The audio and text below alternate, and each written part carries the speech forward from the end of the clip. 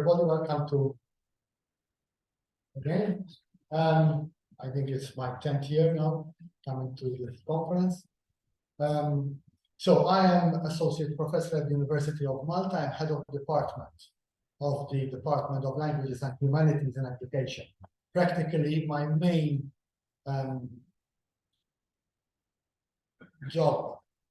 my main profession is to train future teachers of languages in Malta.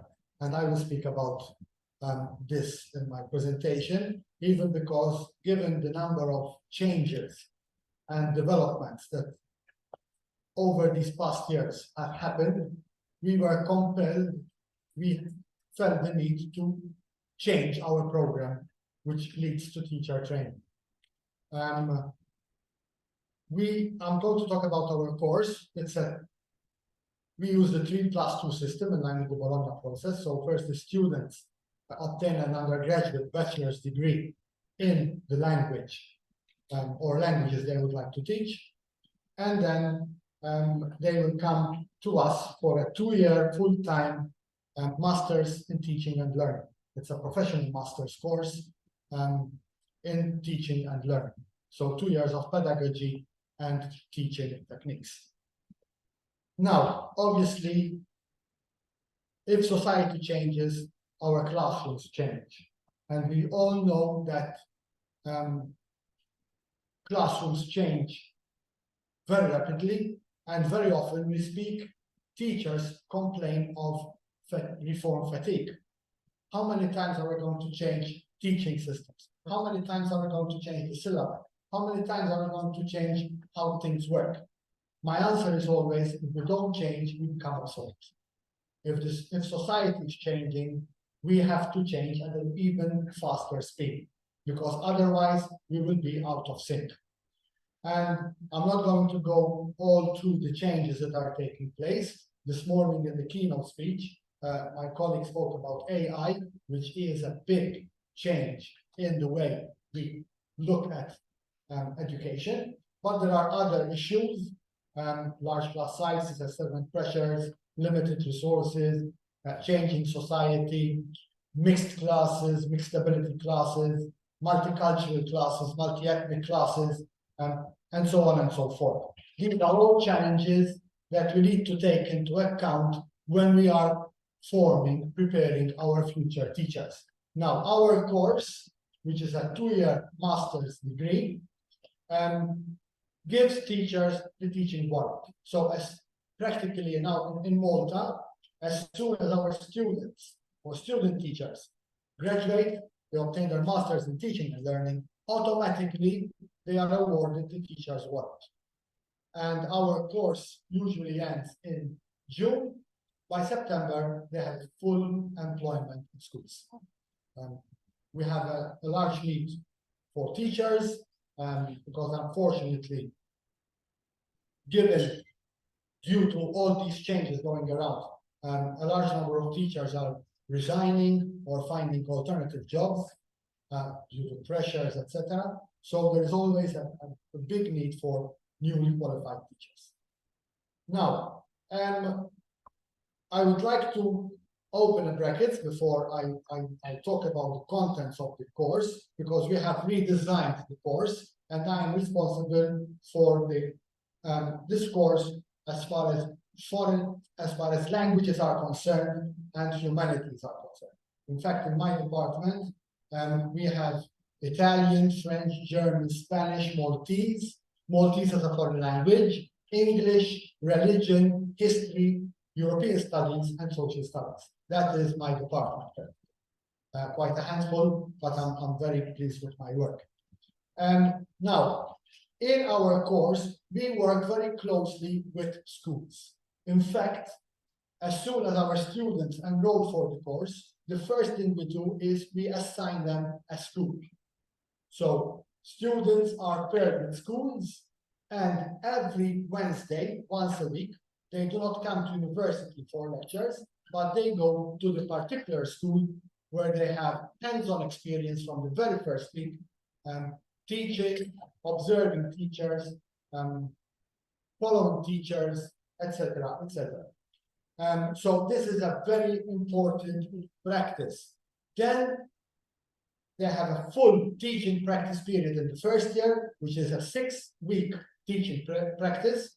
We call it professional practice, where they are fully responsible for a number of classes, and another teaching practice in the second year of the course. Throughout the whole program, apart from our help from university, they are also assigned a mentor, which is usually a seasoned teacher who is in that particular school, who follows closely the students throughout the process. Now, practically, these are the themes that we discuss throughout our course. And then for each team, students have a number of tasks which they have to do when they are in schools. The themes vary between becoming a teacher, schools as communities of learners, social and cultural diversity, creating positive classroom climates. Just a comment about social and cultural diversity. For those of you who are not aware, Malta is a very small island. Up till 10 years ago, the population was of 400,000. Today, the population has become 530,000. 130,000 of foreigners, non-Maltese, who have come over to the island for work purposes. We have full employment. They come there with their families, settle in Malta. So we have a large number of foreign students in our schools. And this is a big challenge for our teachers. Challenging meaningful behavior, student-teacher relationships, working in teams with other professionals, developing respectful schools and classrooms, language across the curriculum, parents and parental involvement, promoting a sustainable society.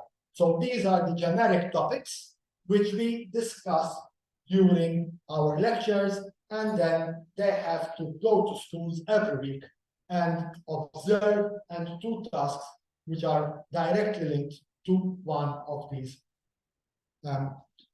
topics. Now, apart from all this, we also have a system of tutorials, which are closely linked to the observations within schools and the themes about which I have just spoken. Now, these tutorials serve to present to the student teachers the most important and practical aspects of teaching and learning. And these vary quite broadly. The first topic we discuss in our tutorials is the school context. And we discuss various topics, amongst which I only mentioned here some of the most important topics, the particular language and syllabus students are following in classrooms, the diverse students' needs. As I said, we have a high number of students, 20% of our students who are non-Maltese, which is a high number. And they come from across all countries in the world, from the 5 continents. The role of the language teacher and the school, the organization, the setup, resources, and challenges. In Malta, we do not have any natural resources, unfortunately. The only resource we have is the human resource. And so we invest heavily on education. In fact, all our classrooms are fully equipped with interactive whiteboards, computers, internet, you name it, we have it. In each and every classroom, in all schools. We have 3 types of schools. We have state schools, we have Catholic schools, we have independent schools. Although we have the 3 different types of schools, they are all heavily subsidized by the state, because we do not want to have differences between one sector and the other. And this gives us a cutting edge, because our students have all that they need to further their studies. Our ultimate aim is to make our students autonomous learners. That is always our ultimate aim. And then for each visit in schools, they have a number of tasks to observe and to do. The second topic is the classroom and the lesson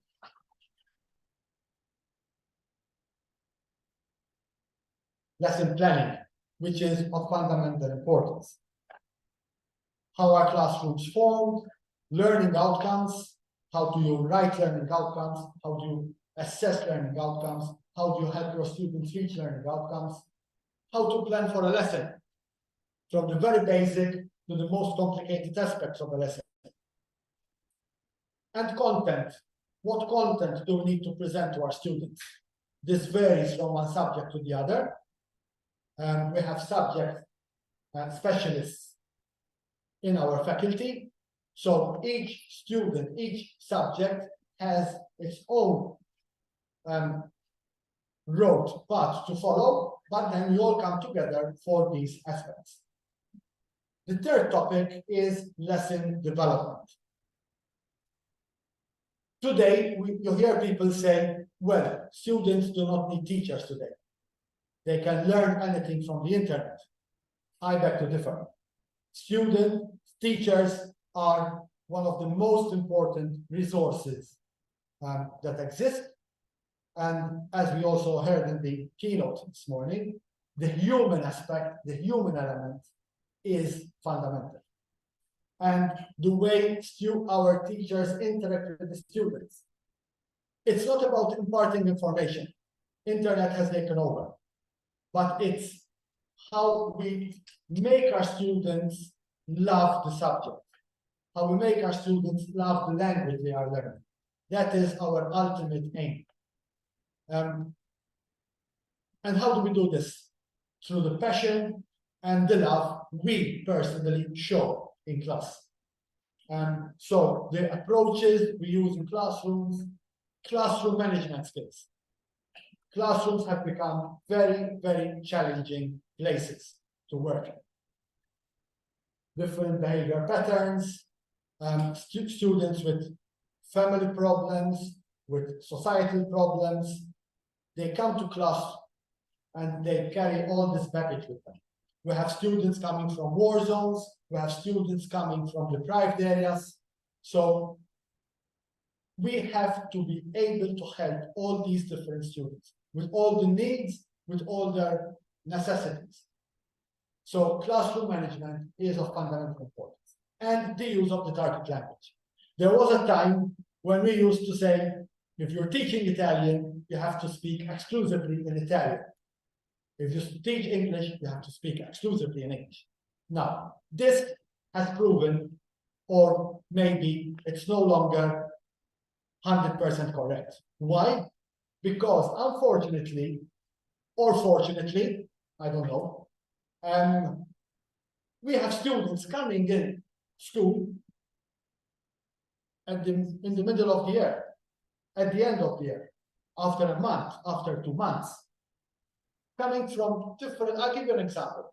Last week, I was in a school following some of my students, and in this particular classroom, which was teaching Italian as a foreign language, first year, so the teacher was teaching them how to use the prepositions, and I think it was called prepositions. And in this classroom, there were 5 Maltese students, 2 Italian students, so mother tongue Italian, 3 Bulgarian, 2 Arab students, 2 Chinese, and 1 from Sweden. Isn't that a challenge for a teacher to teach Italian as a foreign language? Can the teacher just speak Italian in that class? Definitely not. So we have to make use of the target language, interlanguage, etc., wisely in class. Otherwise, we'll either dedicate or focus our lesson on 4 particular students or a very small group of students, or else we'll have to pack up and go. Another topic is approaches and methods for language teaching and learning. Each classroom has its own needs. Each group of students has its own needs. Every student has his own or her needs. So what works with one student might not work with the other, and this is also a very big challenge. So different approaches, different methods to teach the 4 basic language skills, how to present new vocabulary in class, linguistic and grammatical structures, games, etc. And teaching resources. Now, as I already said, each class is fully equipped with resources, but it's useless having the resources if, as teachers, we do not know how to make the best of them. So we have to train our teachers how to make the best use of the interactive whiteboard. Unfortunately, I very often see teachers using the interactive whiteboard instead of the projector by showing a PowerPoint presentation. That is not using the interactive whiteboard. If you want to use the interactive whiteboard, lessons have to be fully interactive, student-centered, and students are the protagonists who are using the interactive whiteboard, not just watching what's happening on the board. So even here, a very important aspect is the use of our teaching resources, best use of the teaching resources. So different types of resources, varying from handouts to what we call realia, real things that we use in teaching, to the interactive whiteboard, to you name it. And we need to have it in class. Otherwise, we cannot reach our students. Now, again, how to choose the most appropriate resources? If you use one method, one approach, you will need some resources. If you use a different approach, you will need other resources. So we have to learn how to match the appropriate resources to the appropriate methods and approaches. How to make the best use of resources in class, and how to prepare one's own original resources. Because it is important that if we want to give an individualized education, if we want to reach each and every student, sometimes we have to prepare our own resources.